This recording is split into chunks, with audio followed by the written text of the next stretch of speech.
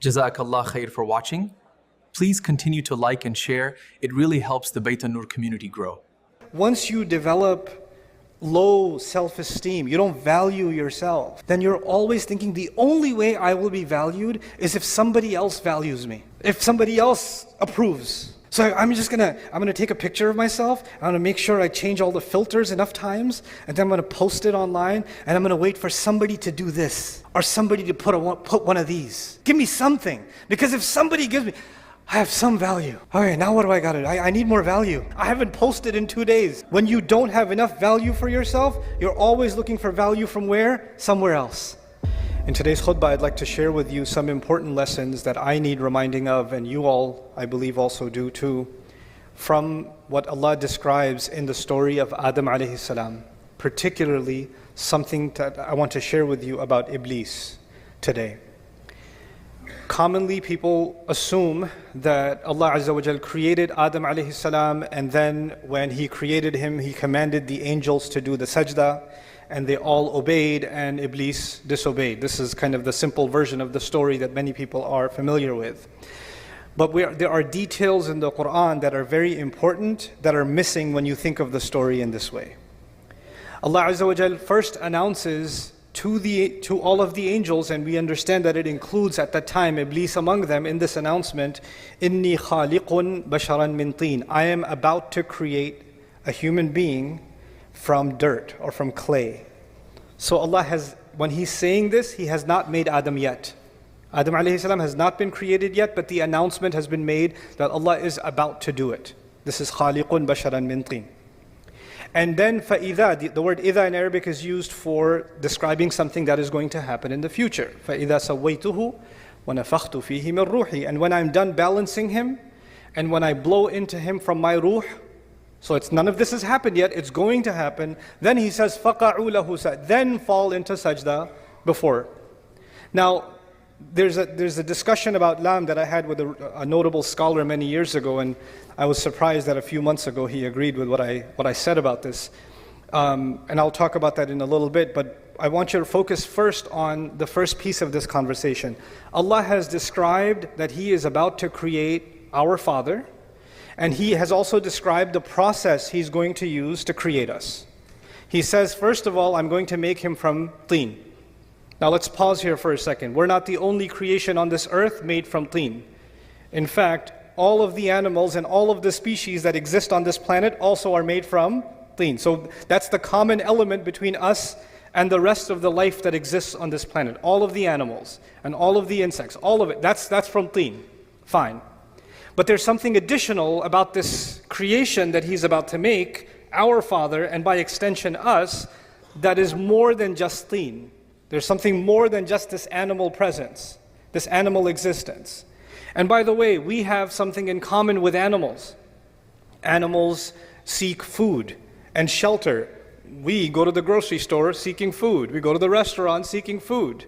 We look for shelter too. In fact, those are the two primary things that drive us to get an education and get a job or start a business. At the end of the day, it boils down to food and shelter. What's in the fridge? And whether or not you're living in a home that has proper shelter. Are the electricity bills paid? Is the water running? What I'm trying to say is, we're just way more advanced at getting food and shelter than animals, but at the end of the day, those are the same basic functions. And then they procreate. They have children. They continue the species, and that's what human beings do too. So in that sense, as far as the continuity of life, we're not that much different from the animal kingdom and from what any other species does. We build homes, a bird builds a nest. We go out and seek our rizq, and the birds go out and they seek their rizq. But then Allah adds, He's informing the angels, why is this creation from dirt different from all the other species that exist? فَإِذَا سَوَّيْتُهُ, when I make him balanced, taswiyah is actually to perfect and balance the craft of something. So for example, if somebody's designing, or welding metal, they kind of make sure that the metal is welded completely even, and they have tools to make sure that it's completely straight. That's called taswiyah. So Allah says that there's a level of balance and perfection that is going to be added to this creature that doesn't exist in other creatures. But in one sense, other species physically have way more balance than we do. Monkeys can hang on one arm. They have pretty good balance. Birds have amazing reflexes, right? So this is talking more than just our ability to stand up on 2 feet. Allah is telling us that human beings will have an ability to balance opposing things. They're going to have the ability, for example, to balance their individual needs with the needs of their family. They're going to balance their personal responsibilities with social responsibilities. They're going to balance their rights and their responsibilities. They're going to balance, our entire life is actually going to amount to balance. And in fact, today, now, there's a multi-million-dollar industry that, teaches, successful people, business people, executives, they attend these work-life balance seminars, right, to achieve balance. And Allah says that human beings have the potential, this human being will have the potential to live a life that is evened out, that's balanced. As one of the great qualities of the human being that Allah describes, that's going to make him amazing. So first, he's made like every other animal, but then he's got this remarkable ability to balance things. And then he says, on top of all of that, وَنَفَخْتُ فِيهِ مِنْ رُوحِي. By the way, one aspect of balance before I go further is, he says, the balance is actually between our impulses, our emotions, and our thought process. So let me explain what that means. When a hungry dog sees something, it goes and it bites it. It doesn't think about the consequences. There's the emotion and then there's the action. That's it. But human beings, they can look at something and say, no, that's illegal. No, that's haram. No, their mind comes in at work. They think about the consequences. You're getting late for work. There's a red light, right? You have the ability to balance your emotion, your need, your desire to get to work early, but your need to abide by the law and stop at the red light. We're able to balance our thoughts and our emotions. Unlike other species, when they have an emotion, they have an impulse, they jump on it. They react. But we can think about the consequences. We can think about the long term. We can hold ourselves back. That's actually one of the great names of our intellect in the Qur'an is Al-Hijr and An-Nuha. These are words that are used to describe our intellect. And Al-Hijr means a boulder, a rock, because a rock is a barrier to moving forward. And An-Nuha is prevention, because our mind prevents us from doing stupid things.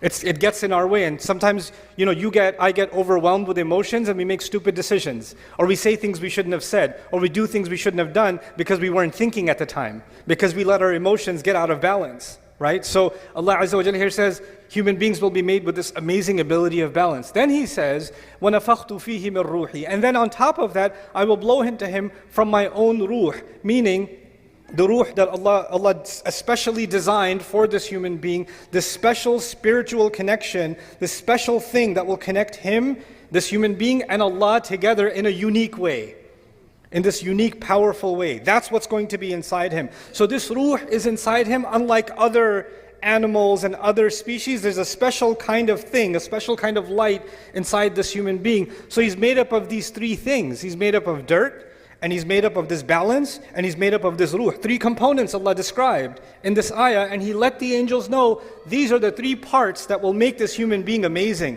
And when these 3 things come together, then فَقَعُوا لَهُ سَاجِدِينَ, then fall into sajda. So when you study sajda in the Qur'an, you learn something. If you just scan the entire Qur'an and look at where Allah talks about sajda. Allah talks about sajda when something incredible happens. Allah talks about sajda when a miracle happens. When the sorcerers, the magicians, saw the staff of Musa turn into a snake, a giant snake, and eat whatever ma ya'fikun, whatever they had made up, they couldn't help themselves. They fell into sajda. When Christian people came to visit Rasulullah sallallahu alaihi wasallam, and they heard the Qur'an, تَرَى أَعْيُنَهُمْ تَفِيضُ مِنَ الدَّمْعِ, you're going to see their eyes start rolling with tears. يَخِرُّونَ لِلْأَذْقَانِ سُجَّدًا, they fall on their faces in sajda because they're so overwhelmed by the miracle of the Qur'an. There's even an incident in the seerah of the Prophet ﷺ where when the ayah, the kuffar were listening. The kuffar, they don't even believe in the Qur'an. They were listening. فَأَنذَرْتُكُمْ صَاعِقَةً مثل صاعقة عاد وثمود. When the ayah came, I warn you of a thunderbolt like the one that came to Ad and Thamud. They fell into sajda. They couldn't even help themselves. They fell into sajda. The Qur'an is describing over and over again when something overwhelming happens, something incredible happens that Allah does, that only Allah could do, that a human being feels so powerful, it's like their knees buckle. and their pride disappears, and this thing that carries our pride falls on the face. In every culture, historically, this is the place of pride. This is why the king wears the crown here, not on the wrist. Nowadays, the status symbol is an expensive watch, or so that's on the wrist, right? But historically, what is the show of pride in every culture is what goes on the head, right? The turban goes on the head, the crown goes on the head, you know? This is the show of where you stand. There are countries in the world today where they have certain kinds of headgear, only the locals can wear that. If you wear that, you get in trouble. You can wear a different color, you can't wear, that's their color. That's the elite class, you know? This is our pride. This is our sense of position in society. And you know what? All of that disappears when you recognize the power of Allah. You're overwhelmed by that, you just fall into sajda. That's what the Qur'an describes over and over again. And Allah is making a claim here to all of the angels. And the angels, it's important to note, the angels don't just see the seen. The angels are creatures of the unseen. So what is invisible to us, like the arsh of Allah, what is invisible to us, like the jinn, what is invisible to us, like the secrets of the skies. Many of them, the angels, they travel through the skies. So we can be amazed by a mountain or an ocean or a waterfall, the seen world. That amazes us. When somebody studies the universe and looks through an electron microscope, they can be amazed by the vastness of the seen universe. Can you imagine? Add to the seen universe those that have seen the unseen also. How much more amazed by what Allah does are they? And then on top of that, they get to communicate directly with Allah. Allah talks directly to the angels. They're not like us. They have direct back and forth communication with Allah. And Allah is telling them that this creature is so incredible. Of all the vast universe that He created, of all the things that He put in this remarkable seen and unseen kawn, He says this one thing is so powerful that every last one of you should be overwhelmed at what Allah has done when He created Adam. That you should fall into sajda. You should just be like in awe of this incredible miracle of Allah that deserves that all of the angels of Allah, فَسَجَدَ الْمَلَائِكَ كُلُّهُمْ أَجْمَعُونَ, all of them, all together fell into sajda. The thing is, when the staff of Musa alayhi salam incident happened, a few magicians fell into sajda. When a few people heard the Qur'an, a few, the disbelievers fell into sajda, or some Christians fell into sajda. You find some fall into sajda. And you find in this one incident, every angel that Allah ever created is commanded to fall into sajda. How big of a miracle, how big of a deal is the creation of Adam alayhi salam? How powerful is this creation? When you contemplate that, and again, Adam has not been created yet. This is just the announcement. Why should you be so amazed? What deserves this sajda? What warrants it? Why should they fall on their faces? Well, it's because of these three things. إِنِّي خَالِقٌ بَشَرًا مِّن طِينٍ فَإِذَا سَوَّيْتُهُ وَنَفَخْتُ فِيهِ مِّن رُوحِي. Then الفاء السببية, therefore or thereafter fall into sajda. The fa could be sababiyya too. Thus you will fall into sajda before Him. So now, this announcement is made. And Iblis, we know, heard this announcement also. And if Iblis heard this announcement, he also knows that Adam is made up of three things. I keep saying three things so it sticks in your head. Three things, three things, three things. But we know that when Allah tells us that when he refused to do sajda, he turns to Allah. He doesn't say, خَلَقْتَنِي مِن نَارٍ وَخَلَقْتَهُ مِن طِينٍ وَسَوَّيْتَهُ وَنَفَخْتَ فِيهِ مِن رُوحِكَ. He doesn't say that. He says, you made me from fire, you made him from dirt. That's just one of those three things, isn't it? There's two more things. And he knows about those two other things. He knows about the taswiyah, the balance of the human being. He also knows about the ruh that is inside the human being. But when he complains to Allah that you made him from dirt, he pretends that he doesn't know about those other two things. But he does. He fully knows. This is a really important thing that I want to highlight in these brief moments in this khutbah. There's hundreds of lessons in the story of Adam alayhi salam, but I hope I can do some justice to this one lesson that I want you to take today. And that is that when he denies these other two things, he knows that if he acknowledges those two things, then he has to acknowledge how incredible the human being actually is. But if he only acknowledges the dirt, if he only acknowledges the mud, then what's the difference between Adam and a horse? What's the difference between Adam and a cow and a monkey? They eat, he eats. They get shelter, they get shelter. They have kids, he has kids. He's just an evolved animal. That's all. Okay, so he can stand on his 2 feet. Big deal. What's the big deal? He's just an evolved species. There's nothing more to him. There's nothing more to him. So he deliberately denies 2 components of our existence out of the 3. 2 of them, he denies them, and if he accepts them, then he has to accept the supremacy of what Allah has made, the remarkable thing Allah has made. Now, he hates humanity. He blames Allah for giving us this position, and he swore that he wants to not only see Adam alayhi salam fail, because if you hate Adam, then you got Adam expelled from Jannah, you should be like, I'm good now, I got my revenge, feel better. Nah, he doesn't feel better. He's like, now I'm going to get his kids, and now I'm going to get his family, and now I'm going to get their kids, and their kids. And he keeps ruining human beings time and time and time and time again, and the rage of his fury doesn't go away. He doesn't feel any better after getting revenge or destroying. He doesn't feel any better. So the thing is, how does he destroy human beings? He does many things to destroy us, but one of the most important things he does, which is actually, now I get to talk about the topic of my khutbah today. One of the things that we learn from this passage and these ayat of the Qur'an is that Iblis did not want the human being to be acknowledged as something worthy. And his greatest success, one of his greatest successes, if he can convince you and me that in fact you're not worthy. Self-worth, valuing yourself, respecting yourself as a human being, is actually one of the great crises in the world today. People in the world of sociology, people in the world of psychology, people in families across the world are facing a crisis of people who don't see any worth in themselves. Oh, I used to have a job, but I'm retired now. Nobody cares about my opinion. I'm worthless. I just sit home all day. My son has a job. My daughters are gone away to college, and I'm just useless here. I'm just a burden on everyone. There's an old man sitting in his home thinking he's completely worthless. All I can do is just go to the masjid and come back, but I live with this worthlessness inside me. It's just better if I just die. These are the thoughts he has inside. He doesn't say it. Sometimes he even says it. He lives with this worthlessness. A young man lives with worthlessness. He says, my brother graduated, my cousin got a job, everybody else is doing better, this one already got married, look at me, I've got nothing. I didn't accomplish any of those things. Oh, I wasted so many years. I should have done this, I should have done that. Everybody tells me I'm a loser, I must be a loser.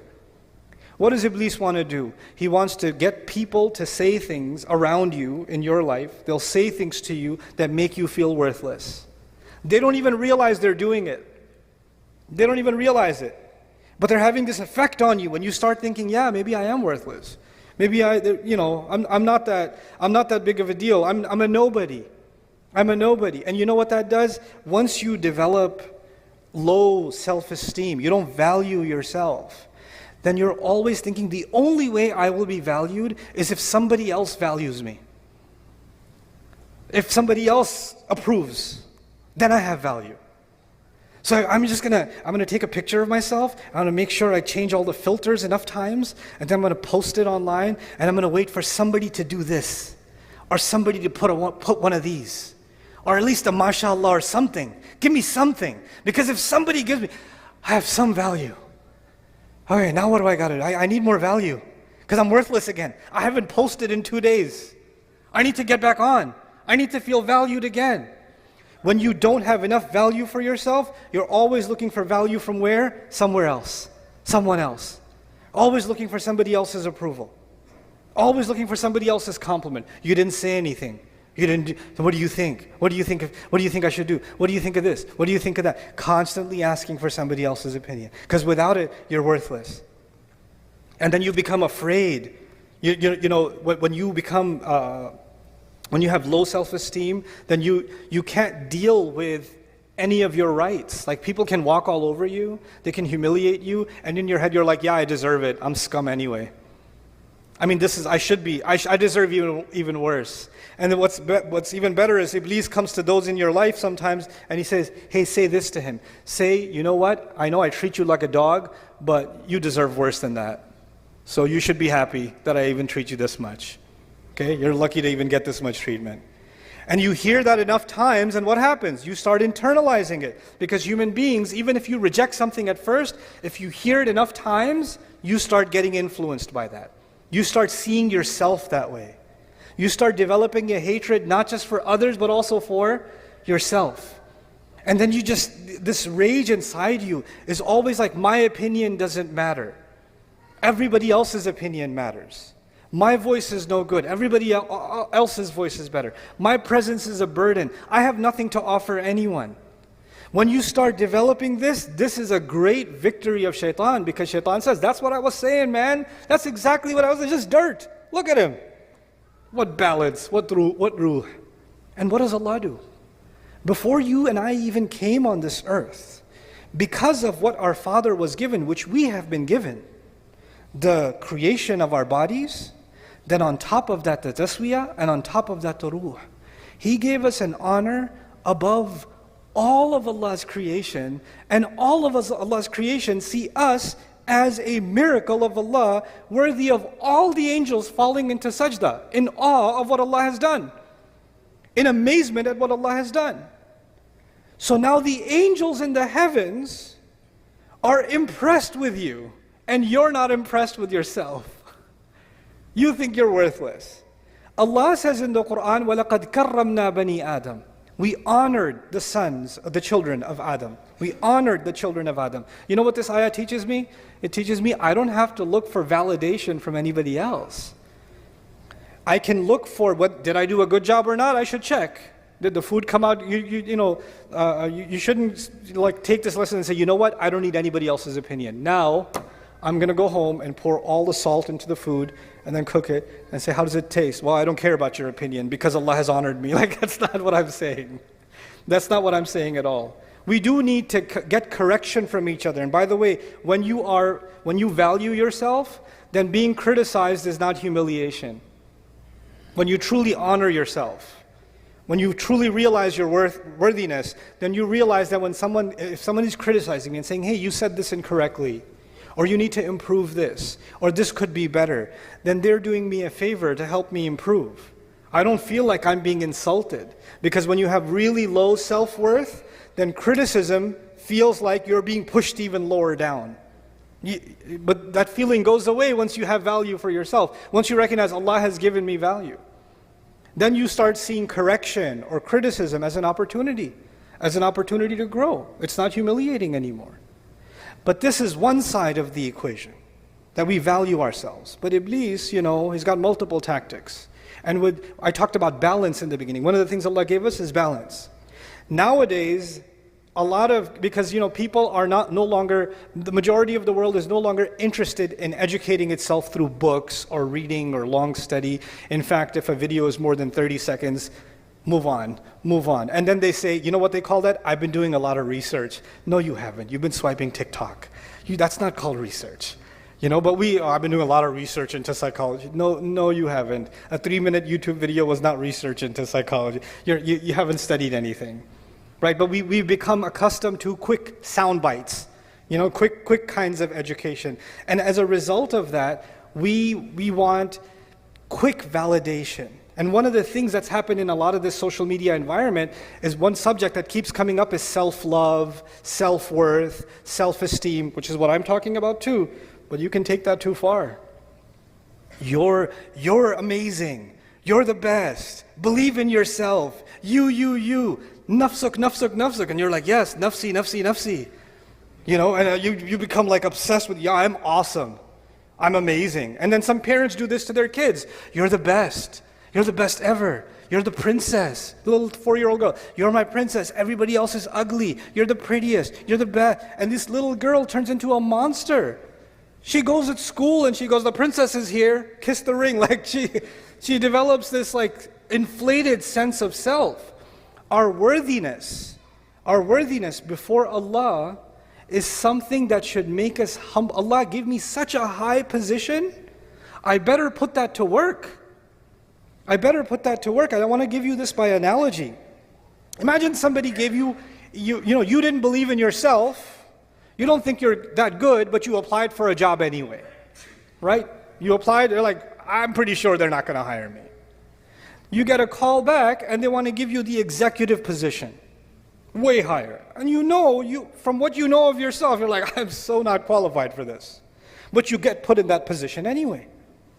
Now once you get put in that position, I want you to think about, and I want myself to think about, what's going on in my head inside? Am I thinking, yep, the boss is here. Watch out. That's my chair. Or are you thinking, I have been given such a high position, I better live up to this. I better up my game. I better learn more. I better become more adaptive. I better, honor this role that I've been given so I can actually prove my worthiness. So the honor was given to you first, even before you got a chance to prove yourself. The healthy attitude would be, I need to live up to this. Like it or not, now I'm here, I better step up. You understand? On the flip side is someone who gets that position without having earned it, and then says, you know what else is there to do? I already got this position. Now I can look down at everybody else who doesn't have this position. Fake it till you make it, right? That's not how this works. This is actually the reality of arrogance. So on the one hand, we value ourselves, but what we actually are supposed to value is the potential that Allah gave us. We're supposed to value the ability to make the effort that Allah gave us, not the things that Allah gave us. The things that Allah gave us, He can give to anybody else. And these things will come and they will go. But the only thing of value before Allah and before ourselves should actually be just our efforts. وَأَن لَيْسَ لِلْإِنسَانِ إِلَّا مَا سَعَى. Human beings will have nothing of worth on Judgment Day except the efforts that they made. That's it. That's all that's going to matter. So what's this balance between confidence and humility that has to be struck? Because too much self-worth will turn into arrogance. And too much humility, then you start thinking, I'm nothing, I'm nobody. I'll give you an example of this that I saw in the Islamic space. I was at a university many years ago. There were almost no Muslims in the university. 5 or 6 young men that are Muslim students in the university, right? And there's no masjid for like 100 miles. So they've got to make Jumu'ah by themselves, these 5 young guys, right? And one of them is a Hafiz Qur'an. So obviously it falls on him to kind of prepare something, learn a little bit, to be able to give the khutbah and to lead the prayer. And he won't do it. He won't do it. And then you go to him and say, hey, why won't you give the khutbah? Akhi, I am nothing. I'm just a faqir. I know my worthlessness before Allah. How can I stand on the mimbar of Rasulullah sallallahu alaihi wasallam? Because I know that I'm not even worth the dirt of the feet of the ulama that are here. And he starts giving you this whole humility talk about how, no, I'm nothing, I'm worthless, I'm useless. And I tell him, I know you're useless, but still, the thing is, if you don't do it, this guy is going to lead the prayer in English. He's going to say, oh, God is great. And then that's what he's going to. So you know what? You kind of have to step up, bro. You got to step up. You've been put in a certain position. This is not about arrogance. You're confusing the need for confidence with arrogance. This is a time to show confidence. But too much confidence, now if you imagine he starts giving the khutbah, but then there's somebody else that comes along and says, hey, this week we have a scholar. Oh, why is he taking my spot? I like my spot. Why you got to take my spot for? Can't you give him like Saturday khutbah or something? I don't know. Is there an alternative? Because I'm kind of used to having the main stage, right? So now there's arrogance. So there's this balance between confidence and humility that has to be struck. And that's what Allah Azza wa Jal defined as one of the most amazing qualities that human beings have, that Allah gave inside of us. There's this spiritual and there's this material. There's this confidence and there's this humility, and they both coexist. There's taswiyah all the time. And it's remarkable, right, that on the one hand Allah mentioned dirt, and on the other hand Allah mentioned the ruh, the two opposites, and in between them He mentioned balance. فَإِذَا سَوَيْتُهُ وَنَفَخْتُ فِيهِ مِنْ رُوحِي. SubhanAllah. Like our entire life is supposed to be a struggle to find that balance. to find that real worth in ourselves. So we're not looking for it in other people, we're not looking for it in things, we're not looking for it in posts or engagement or followers. We're not looking for worth in the clothes we're wearing. We're looking for worth in what we give to Allah Azza wa Jalla. And if you're an old gentleman or you're retired and you feel like you have nothing to offer the world, stop thinking this way. Every one of us will be a learner until the day we die. There's no age where you should stop learning. And the more you're learning, the more you're enriching yourself, and the more you enrich yourself, naturally the world around you gets enriched. There's more wisdom you can offer. There's more you can give. Somebody, and this is the last thing I'll share with you, a gentleman who passed away recently that I knew about, an elderly gentleman who had retired many years ago, and he was just living at home, and he spent his entire day just studying and learning and studying and learning. And when he passed away, his children, because he hadn't had a job, so if you look at it from a material point of view, he was kind of a financial burden on the family, trips to the hospital all the time, and what are we going to do with him? Who's going to take care of him? But on the other hand, when he left, all those kids and his grandkids and all of them, you know what they remember? The things he used to read and he used to share, the wisdom that he used to share. And that those little bits of wisdom, you don't know, they might change that grandson's life. There may be a time where, just like Allah describes Yusuf alayhi salam, لَوْلَا أَرَّأَى بُرْهَانَ رَبِّهِ, Yusuf alayhi salam heard some bits of good counsel from his father Yaqub when he was little, and so many years of his life he held on to Islam. The only tarbiyah he had were some words of wisdom he heard from his father years ago, right? So no goodness is worthless.